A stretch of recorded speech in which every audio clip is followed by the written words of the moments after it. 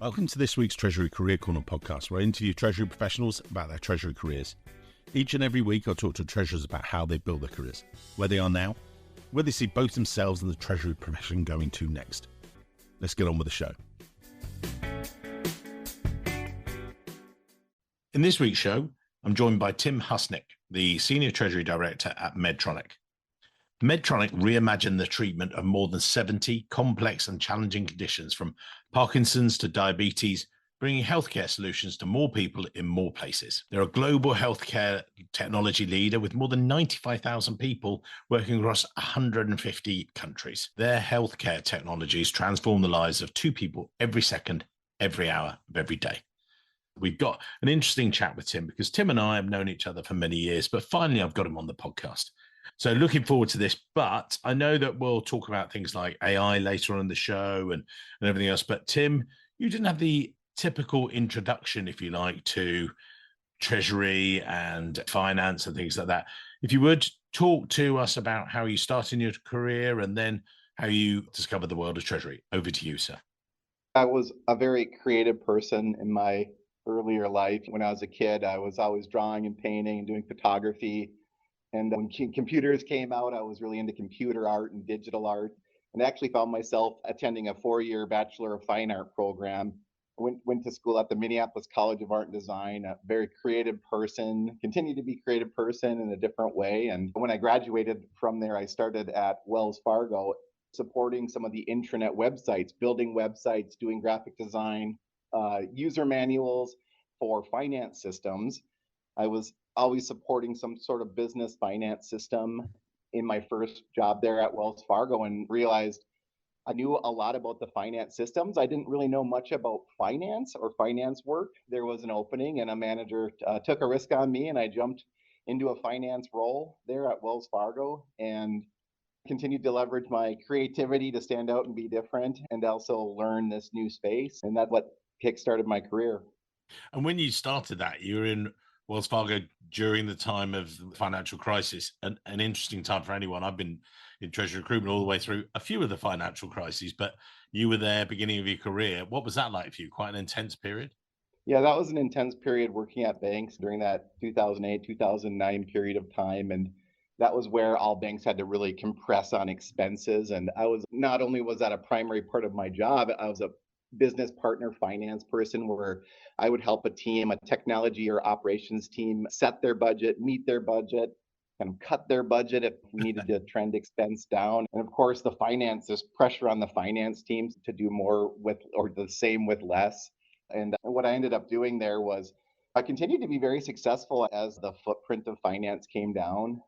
Continued to maintain having a role there, and continued to provide my teams and businesses that I supported with really good service, not just doing the finance work, but helping them solve problems with high level of creativity. Or folks like us are pretty good at problem solving. And when we're working with business partners and technology and operations, was pretty good at helping them continue to do that. At the same time, it was a tough industry to be in. And while at the end of my first 10-year career there at Wells Fargo, I started a part-time MBA program at the University of Minnesota. And I thought it would make sense, if I was going to continue to stay in the finance or corporate space, it would make a lot of sense to get some formal training on finance through an MBA degree. And once I got my MBA degree, the company that was continually recruiting and had a strong presence on campus, which is also based in Minnesota. And I kept bumping into people from Medtronic and interviewed with the assistant treasurer, the now treasurer of Medtronic, Sheila Quintus. We met 12 years ago, and they had a role open, and there began my Treasury career. And why did you think at that time, what was the convincer for you that you've been doing all these, as you say, financial consulting, technology finance? And I get people approaching me saying, hi, I'm a technology finance guy and I'd like to move into Treasury, please. I'm like, okay. And how do you transition across? And what was it like for you as learning curves, and how did you get through that sort of stuff? Yeah, I think my angle on that was I also worked at a bank in Treasury, as we worked with lots of banks and being able to partner with banks. Coming from working at a big bank, I at least knew that culture. I understood that side of the Treasury world. But of course, I didn't really know anything about the Treasury functions because I was in a very different type of role. Mm. But I think really what was the primary reason I was selected was I was really good at managing and manipulating data. And the role that I was interviewing for was an analyst level foreign currency risk management position. And people in that role deal with a lot of data, collecting exposure data, mining ER. These are all things that I was very good at. And so what was very portable was this data mining and data visualizing ability. And then you then got in, and what was Medtronic? Maybe, or was Medtronic at that time, 12 years ago? What was the company then, and what is it now, sort of thing? So when I joined the Medtronic Treasury team, there was 8 people in Treasury. It was a pretty small, tight, nimble team. And a few years after that, Medtronic purchased a very large company named Covidian. That was a $50 billion deal. And these two treasury teams merged together, a Minnesotan company and an East Coast Boston company called Covidian merged.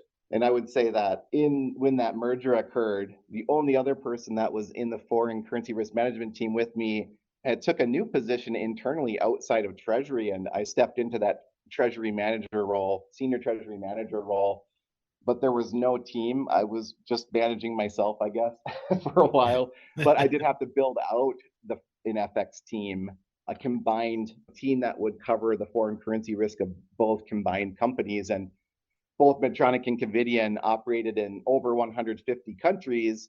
Half of our revenue, which is about 30 billion, half of that, 15 billion of that's outside the US. And so there is a lot of foreign currency risk that was being generated by these two companies. So I got to build out the team and cascaded through the levels and added things on, always keeping foreign currency risk management as part of my core and just adding on additional things. And what was I gave it about the diabetes piece and everything else. Explain, if you would. Medtronic is very well known, I think, but then I talk to someone else and they go, what do you guys do? What's the background from layman's terms? So in the 1950s, a guy by the name of Earl Bakken was in his garage here, close to where our headquarters are right now. And what he invented was the world's first battery-powered pacemaker. They used to be powered by electricity, plugged into the walls, and then connected to the leads in your body through this big, almost like shopping cart-sized device, which is clearly impractical and nowhere near the size of pacemakers today. And that was really how the company really got its foothold. It then invented and created the world's first implantable pacemaker. And now we have the world's smallest pacemaker that you can actually put into the chamber of your heart through a vein in your leg. And so it's a very non-invasive procedure. So Medtronic is very well known for our cardiovascular products, but we also have a diabetes area, like you mentioned, with insulin pumps and other things. A very highly innovative company. It was created because of its ability to innovate these very needed products in the marketplace. And we were really innovating at a time when we were really in a frontier space in the United States. And I think thatness of our company just flows through all the teams, including Treasury. And so I wanted to pick up on that because I know we spoke about that in the pre-show as well, that you had originally foreign exchange and currency risk was manual process. Then you took it through to best practices. What was that like for you? How was that getting everyone on the wagon and saying, come on, guys, this is the direction we're going to go thing? What was that like? Yeah, for me, when I started in Treasury in 2012, so I've been in the space for about 12 years now. That was at a time where like you would have to log into your ERP and just start pulling reports to get all of your balances, all of your exposure data. It was a super manual process. Like it took 3 people 10 hours in one day. We called it exposure day, and it was not fun because 3 people 10 hours one day, that implies we're working a long day. And sometimes it was 12 hours. And then we'd have to manually compile all this data, and we're trying to basically execute our hedges at a certain point in time where we're setting the corporate rate. So there's time pressure as well. Manual errors and mistakes can be made in the process of manually compiling Excel data, of course. Literally, the business system, as I documented it, was a complex weave of Excel files, was what I called the business system in place when I started at Medtronic. And from that point, we've invested in tech tools and technology to do all of, like right now, that process I just described takes about 10 minutes and it's run automatically by a system. And our risk management tool that pulls that information is connected to our treasury management system, and it's connected to our ERP, and it's connected to our trading platform. All of the systems talk to one another, and there's a high degree of automation. And so that's where I think we're probably a little bit beyond best practice in that space right now, but that has been through a few evolutions of technology. I want to go back with those evolutions before we get these, because you then have been recognized with some awards and things like that. But just go back for a moment. I want to unpack that a little bit. So we've got listeners who are their way back. They're you guys like 5 years ago. They've got this, Right. and they want to go along that journey, and they might be listening to you at a conference. They're listening to the podcast today. Take us through that. Where was the right, guys? This is going to be the aim. This is, and I know that the great thing is technology is catching up as well with it as well.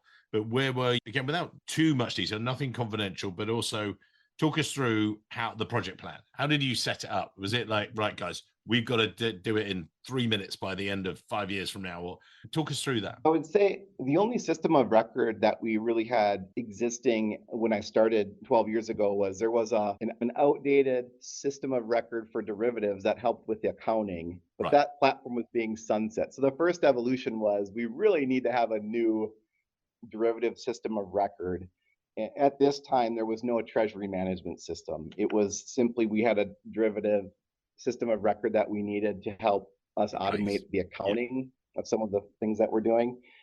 And that, so getting us to a derivative system of record, but then connected to a risk management platform that helps us determine our balance sheet exposures. There's several vendors out there. We've actually used 2 or 3 of them over the last 12 years. We've used multiple of those vendors. And I think that was really the first evolution, was to get a systematic approach created with a good derivative system of record accounting platform. And that's what I'll call the first evolution. Yeah. If you go fast forward maybe 3 or 4 years, our treasury team then decided it made sense for Medtronic to invest in a treasury management system. And so what we had to do was evolve from what's the best supplemental systems. Right now in treasury, it's not like there's one system that can do all of the things that you need done. You almost always are adding them together. Bolt And the on. way, yeah, they're really bolt on. And I think the best practice is to definitely not just bolt on the old thing you use with the new thing you're using, but if you move to a new thing, reassess everything so that you're connecting the right things to the new thing, not just the old thing to the new thing. And so that's maybe the abstract concept, is to reassess when those opportunities arise, the holistic set of technology, not just the things that you were doing in the past, plus a bolt-on TMS. And then you've won awards for this. And I know that I spoke to Wolfgang, the global treasurer for Porsche, a while ago, and we were talking about they'd won a number of awards. I said, "Oh, look at you, Mr. Award winner, and the team and stuff." And I said, "Why was that important?" One of the key things he said, the nicest way, he doesn't care about awards. What he wanted to do was have some external recognition of the work that people were doing, because a lot of the time Treasury is internally focused, but it was actually they put forward one and they got that one and then another one, because they realized, actually, like you guys, they were innovating, they were doing things that other people weren't, and then it led to best practice in other companies, and there were opportunities to share knowledge. Is that one of the reasons, or what's the sort of background with you guys? I think I have a personal evolution in that. I know as an individual contributor, when I was on the team, I thought it was really cool to just put out there what we've been doing, see how it compares to everyone. I'm competitive. I just like to compare what we're doing to others. And one way to benchmark is to submit what you think is amazing and see how it stacks up. And I guess as an individual contributor, as an analyst, or early days of my senior manager, we started winning a couple of those, and I was like, wow, this is great. It was more for personal, I'll be honest, the first few, but I'd say now as a leader, I'm more of a leader of the team that's managing risk. Oftentimes I'm submitting things that my team is working on, or a large cross treasury team is working on. And I think what I really like is that it really shows that Medtronic is what we say we are. We're a very innovative company, and that flows through everything. And I really do that, showcasing to the teams that are working on these projects and say, hey, look, we are making a difference. We are pushing the boundary of what's being done in the industry, and maybe even setting new standards. And I think it's just really exciting and empowering for the team and empowering for Medtronic. And again, I was just going back through my notes there. We talked before about you were doing more with less. So there were some examples you gave me about you push the team to find different solutions and things, and without just systems, but as part of that, have you got any particular examples that sort of stand out to yourself? Yeah, I would say how performance management works at Medtronic is everyone has their core duties. That's really what we expect of them.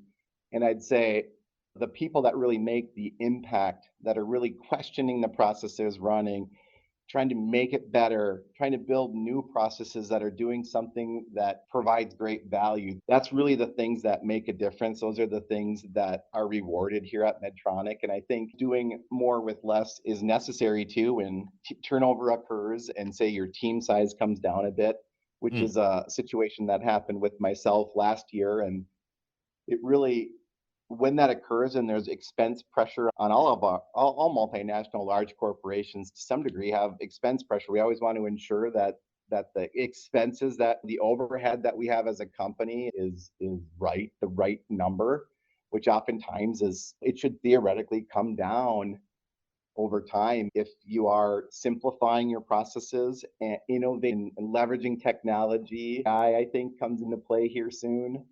And I do think that when you are in a situation where a few of your team members perhaps turn over in 1 month, like what happened with myself last year, you first really have to say, what can we stop doing? There's oftentimes a bunch of things that are being done by a treasury group that are wanted by someone at some point in time in the past, but not often question, do we need to keep doing this? And so the Yeah. first thing we did is, what can we stop? Because we have to stop a few things if we are going to move to a smaller team footprint.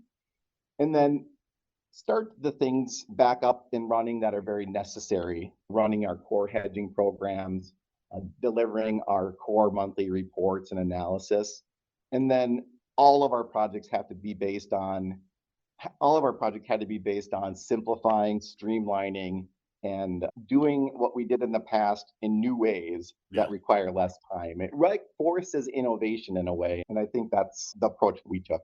And this forced innovation, but in a good way. It made you reflect and everything else. But what was the filter? Was there, I saw a pictogram the other day just about the different stages of treasury, and it's cash management, then it goes into this risk management, then it comes back to investment management.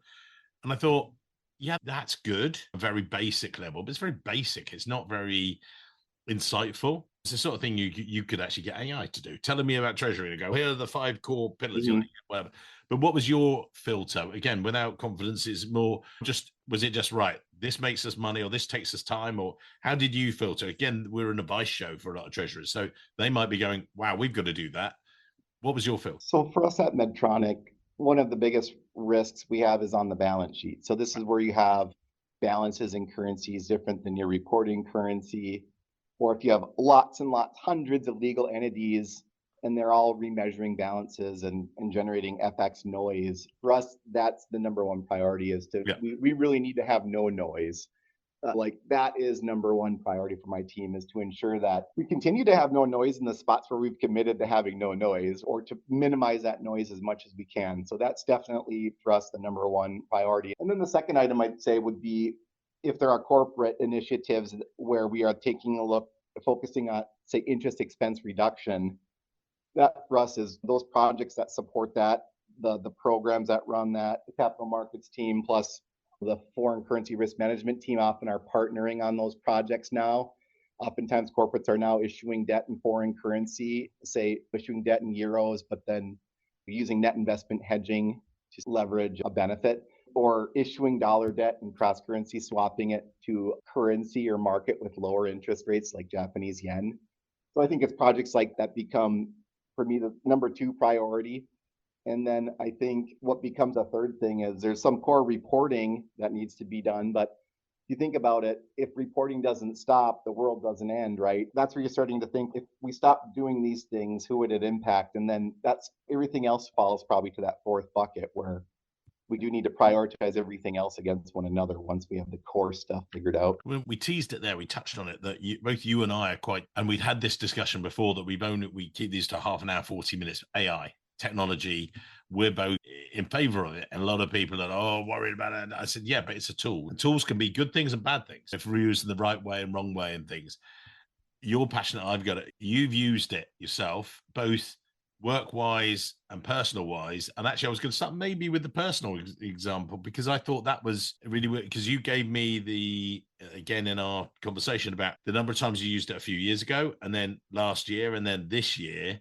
How did this all come about? Or is that just something, as you said, you've got quite a technical background? Yeah, in 2022, I heard about this GPT tool and I pull it up. And of course, I love playing with new technology to see, okay, can I use this? And the first question I asked it though was work related. It was explain foreign currency risk management to a 5-year-old, as if you're speaking to a 5-year-old. And it gave like this great definition. I'm like, I am going to use that. Like I've used that explanation several times. And I think in 2022, I used ChatGPT 15 times, just 15 queries. I was like, most of them were actually more about work. But then when you fast forward to 2023, so last year, and when you do prompt something and search something, it lists you can come back to any search you've ever done, any request you've ever made, you can come back to. And so I could count the number of times I used it. In fact, I asked it to count. I asked GPT to count for me.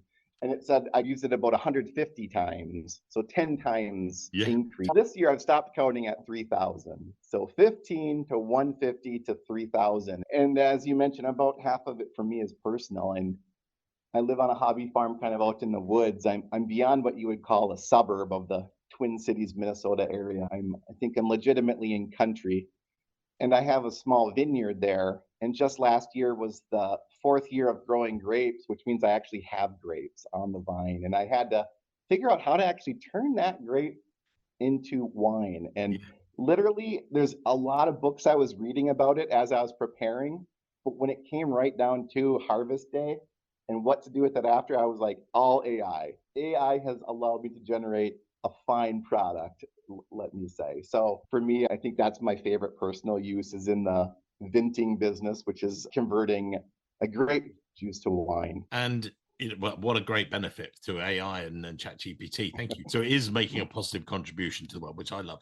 Yes. So within work terms, I know that strictly ring fence and everything else. We had Dan Ferguson on the show in the past, and they've got their own internal AI bot where he was able to find out answers to these insurance questions.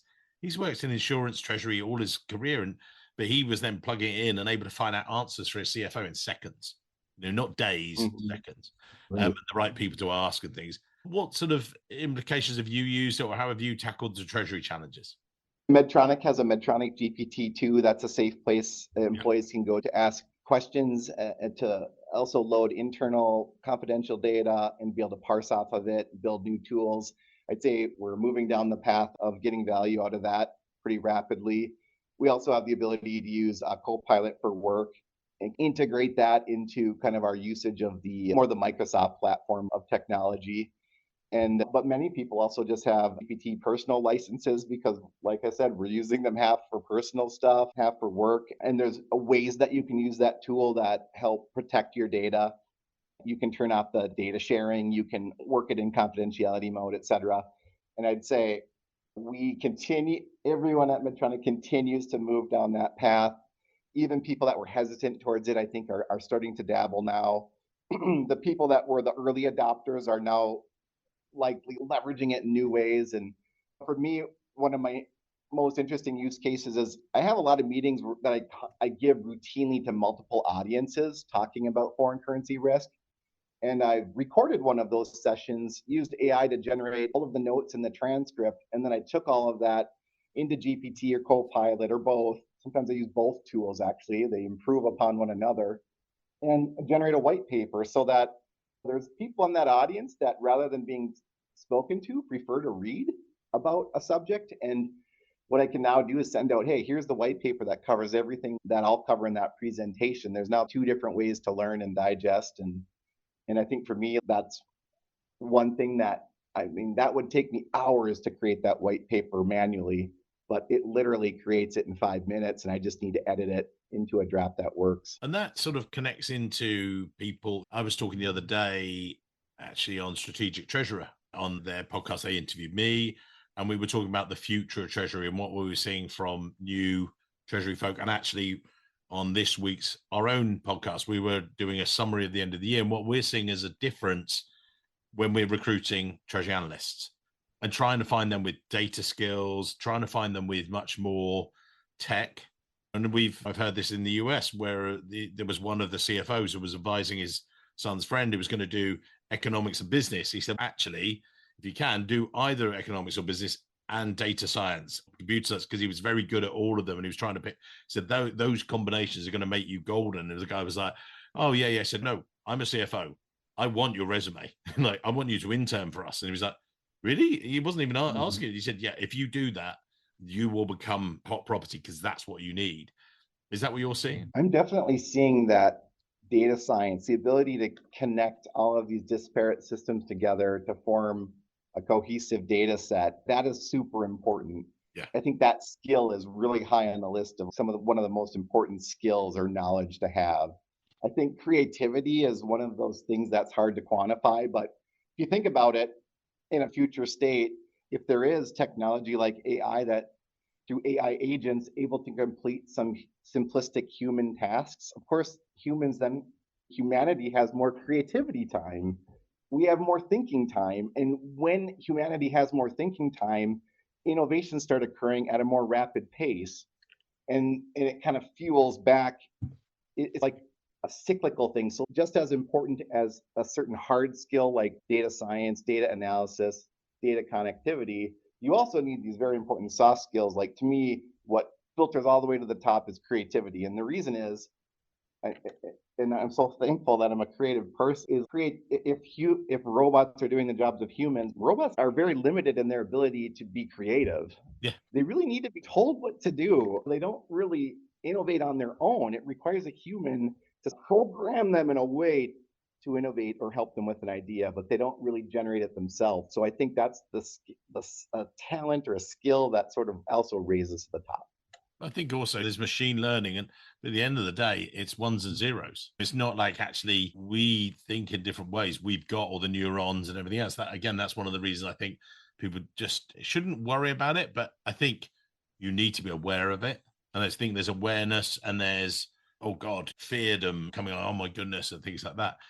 But moving into sort of before we get to the end of the show and things, but looking at, you've been at Medtronic for a number of years, 12 years. You've done a number of different roles there.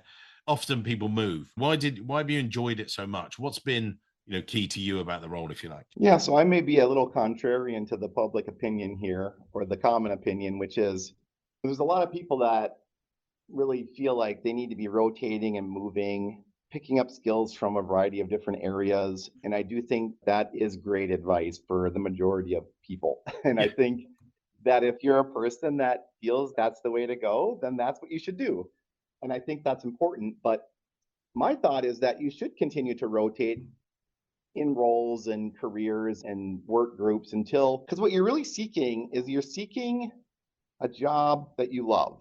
Yeah. A job that when you're performing it, you lose track of time. That's, to me, the number one evidence. If every now and then you accidentally work too late, or if you're working from home and your day gets extended into hours and your family's like, what you doing in there? It's 8:00 and you just thought it was 5:00 or something.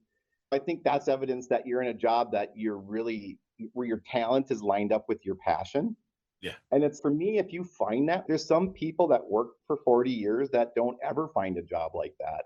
So if you find a job or an area of work like that, my advice is to stay in that role, absorb that energy. You'll be very productive. You'll be in the zone a lot. You'll be very fruitful and focused. And perhaps it might mean rotate within the world of Treasury a little bit too. But if you do come to Treasury and you find yourself loving it here, it is a place that you can stay here a while. And it's a place that, people can stay in with too, depending on the size of the org and whatnot. But so that's my advice.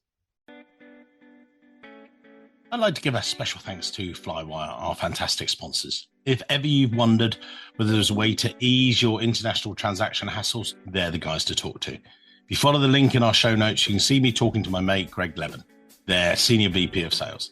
I get Greg to explain who Flywire are, how they can help you and your Treasury team with your cross-border payment headaches. Follow the link in today's show notes. Let's get back on with the show. We've touched on AI innovation a lot in the show and stuff, things, and we're not quite there at the end, but not far off. The final question I was going to ask before we get to putting your LinkedIn details and the wrap up is more AI technology advancing rapidly. What do you see? Either it's that or other things, opportunities, challenges, if you like, for Treasury. You and I both go to the conferences, and this year's was dominated. I know when I talked to Dan at the AFP Nashville, he was like, yeah, anything with AI in it, I'm going to it. So why? He said, and I said, what was it like? He said, I saw the good, the bad, and the ugly, and not necessarily in that order. Some of it was just like last year's news, some was next year's. He said there was that, but also he did go to other sessions as well. And he was saying some of it was really interesting. What for you, big world of Treasury, you say, what do you see as the coming along? Yeah, I was at AFP Nashville as well, and I actually differentiated our presentation from others, saying, hey, if you need a break from AI, come learn about FX options and how they can be applied to corporate risk management.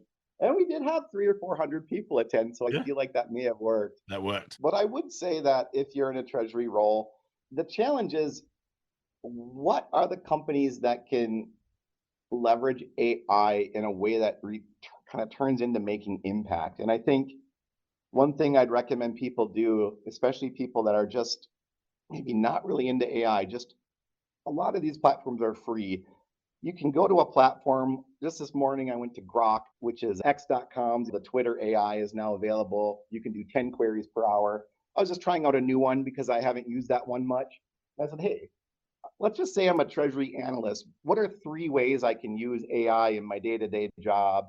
And what are 3 ways that I can leverage it in the space of something? And just see what it says. And then if it says something that's interesting, ask it to dive into the details of that. Dive into the details of applying AI in the space of cash management or cash forecasting, and go down the rabbit hole. What you're doing now is you're going down the AI rabbit hole. And that is what you need to do as frequently as possible to learn about how to use this tool to eventually make an impact with the tool, because it has to translate. You can't just use the tool and not make impact. It's like you have to use it for the good of the area you work in. And the thing is, if you don't know how to use it, you can ask it how to use it. How do I build a good prompt?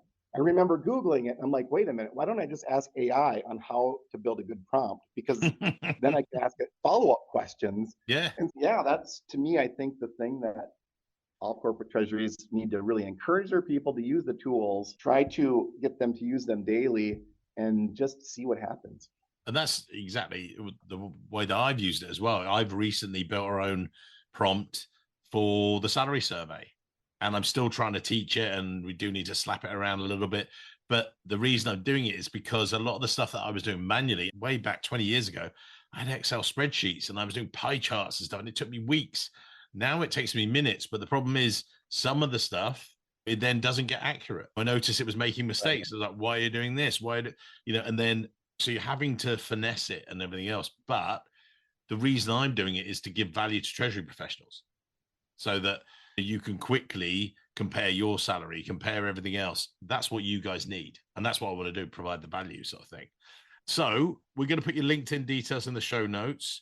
And we wrap that up with the show. What are your takeaways? You've heard a few of the podcasts. So you've seen some people say, be the curious treasurer. That's a good one. What are the ones that you think that people out there want to hear, should hear? I think the ones or the sections of the podcast too, I think lots of the podcasts have sections of them that really resonate with me, but it's really about what are the ways to make a difference? What are some ideas? What are some things that you're doing that really set you apart? If you've won some awards, and the people are talking about some innovation that they made in a space in Treasury, even if that's not the space I work in, I think it's really fascinating to learn and hear about those stories. And that's what resonates with me the most. Tim, thank you very much. I loved getting into the AI innovation stuff. I knew I would love it, and look forward to catching up with you, hopefully before Boston for AFP next year. But yeah, thank you very much. It's been great to share all about your background and career. Thank you, sir. Yeah, and thank you. Thanks for having me. Thanks for tuning in to another great episode. You really enjoy it. Thank you very much. You make it worthwhile. Us recording them with these amazing Treasury professionals right the way across the world, from the US, across the UK, across Europe.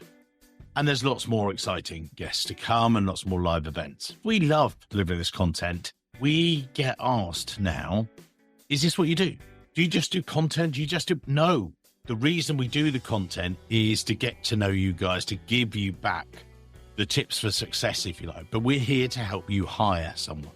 If you need to recruit, call us, because at our heart, we are a treasury recruitment company. That's how we pay the bills. That's how we pay for the podcast. And that's what we're passionate about. We hear from you at events and things. Can we also help you find your next great role? Can we help you hire? The answer is yes. That's exactly what we do. Yes, we do our Treasury Salary Survey at treasurysalary.com. That helps us know exactly how to benchmark not only your salary, but also when you're looking to hire, we know exactly what the market is paying wherever you might be, whether it's the US, UK, or Europe. We want to make sure that we are the best informed, that we're not just finger in the air. We always know. If you want to hire the best in Treasury, don't hesitate to contact us. Go onto the website, treasuryrecruitment.com, or for the US, you can contact Joe Grabowski. Europe, contact the lovely Katie. For more senior roles and roles across the UK, reach out and contact me. Or drop any of us an email, joe at treasuryrecruitment.com, Katie at treasuryrecruitment.com, or Mike at treasuryrecruitment.com. Let us help you make the hiring process as amazingly seamless and easy as our podcasts are to listen to. Thanks for your amazing support and looking forward to seeing you at either an event or a conference very soon, or just give me a call. Let's help you find the next role or recruit the next Treasury professional. All right. Until next week. Many thanks.